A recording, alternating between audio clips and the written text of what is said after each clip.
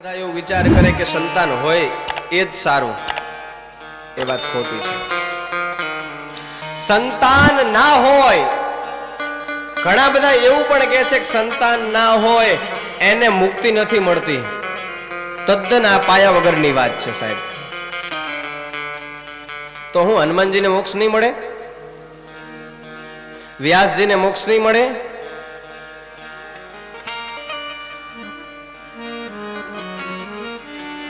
માર્કંડે આદિ ઋષિ મહાત્માઓ જે થઈ ગયા વગર લગ્ન કરે તો શું એમને મોક્ષ નહીં મળે? પુત્રનો અર્થ થાય પુ નામના નરકમાંથી જેને બહાર કાઢે એનું નામ પુત્ર. માત્ર સંસારમાં કહેવામાં આવે છે કે આ સૃષ્ટિને ચલાવવા માટે તમારાથી પ્રયત્ન દ્વારા જે સંતાનની પ્રાપ્તિ થાય એના દ્વારા તમે સંસાર તમારો ચલાવો. નથી જન્મ લેતો અથવા ભગવાનની કૃપાથી કદાચ ક્યાંય ખોટ રહી જાય છે તો એમાં એટલી બધી ચિંતા કરવાનો વિષય નથી. માત્ર સંસારને ચલાવવા માટે, પરિવારને ચલાવવા માટે, કુટુંબને ચલાવવા માટે, સમાજને ચલાવવા માટે થઈ અને દુઃખી થવાની જરૂર નથી.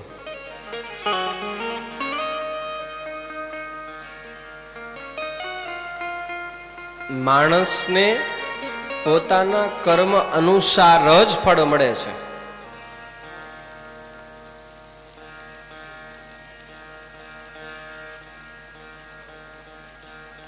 ઘણાને 10 છોકરા હોય પણ ઘરે જઈને પૂછો ને કેટલા સંતાન તો કે 10. ક્યાં છે? 5 સેન્ટ્રલમાં 5 મેન્ટલમાં. શું કરવાના?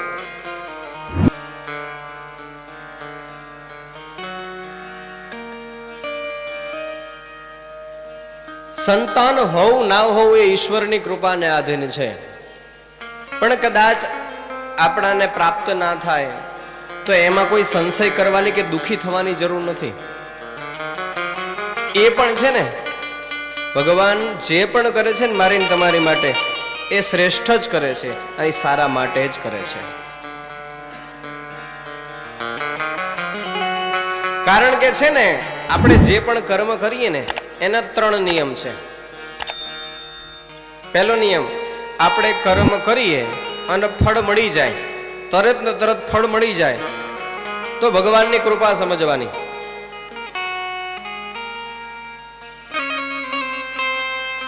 બીજો નિયમ, કર્મ કર્યા પછી ફળ જલ્દી ના મળે તો એ સમજવાનું ભગવાન તમારો વિશ્વાસને પારખે છે સાહેબ. મેં તો બહુ અનુભવ કર્યા છે અને હજી કરું છું. તમારા વિશ્વાસને ચકાસે તમારી અંદર કેટલી ધીરજ છે, તમને એની ઉપર ભરોસો કેટલો છે સાહેબ, ઈ તપાસે છે. ત્રીજા નંબરની અંદર ગમે એટલું કર્મ કરીએ, ગમે એટલી મહેનત કરીએ પણ તે છતાં ફળ નથી મળતું તો મગજની અંદર, હૃદયની અંદર લખી રાખવાનું સાહેબ કે આટલું બધું કર્મ કરવા. કારણ કે છે ને 3 વસ્તુ બીજી પણ છે કે માણસ સૌથી પહેલા છે ને પરિશ્રમ કરે, પુરુષાર્થ માણસ કરે.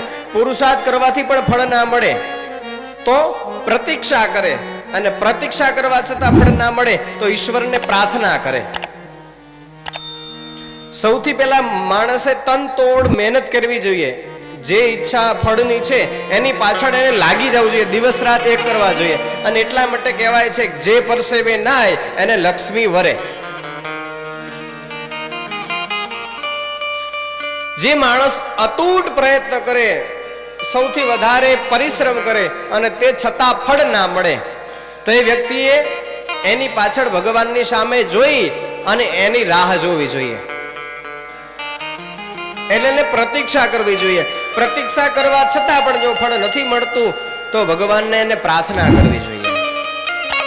અને સાહેબ આ 3 નથી થતું, પુરુષાર્થ કરવાથી નથી મળતું, પ્રતીક્ષા કરવાથી ફળ નથી મળતું, પ્રાર્થના કરવાથી ફળ નથી મળતું તો સાહેબ હૃદયની અંદર એક કોતરણી કરી નાખજો, કોતરી નાખજો સાહેબ. જે કર્મ કરવા છતાં ફળ નથી મળતું, મહેનત કરવા છતાં ફળ નથી મળતું, પ્રાર્થના કરવા છતાં ફળ નથી મળતું, તે લખી નાખજો મારી તમારી માટે ઈશ્વરે આનાથી મોટું કંઈક લખી રાખ્યું છે સાહેબ.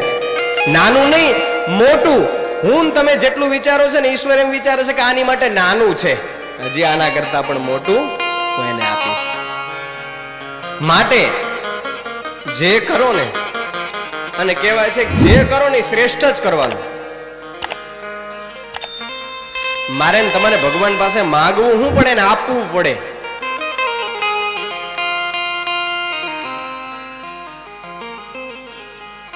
અને એટલા માટે કવિઓ કહે છે કે હાથ મારો ફેલાવું તારી ખુદાઈ દૂર નથી.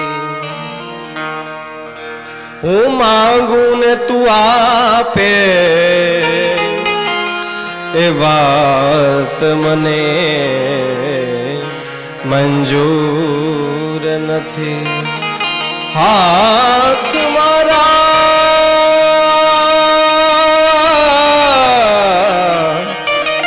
ફેલાવું તો તારી ખુદાઈ દૂર નથી.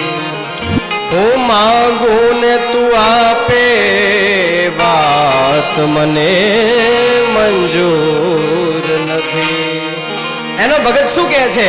હાથ મારો ફેલાવું તારી ખુદાઈ દૂર નથી. હું માંગુ ને તું આપે વાત મંજૂર નથી. કરી લે ફેસલો આજ તું, કા હું નથી અને કા તું નથી. હાથ મારો ફેલાવું તો તારી ખુદાઈ દૂર નથી. કરી લે ફેસલો આજ, કા હું નથી ને કા તું નથી. સાચો ભગત હોય ને ભગવાન પાસે માગે જ નહીં. પહેલી વાત તો એ, ભગવાનને હૃદયથી જે માનતો હોય એ વ્યક્તિ ઈશ્વર પાસે ક્યારે હાથ લાંબો ના કરે.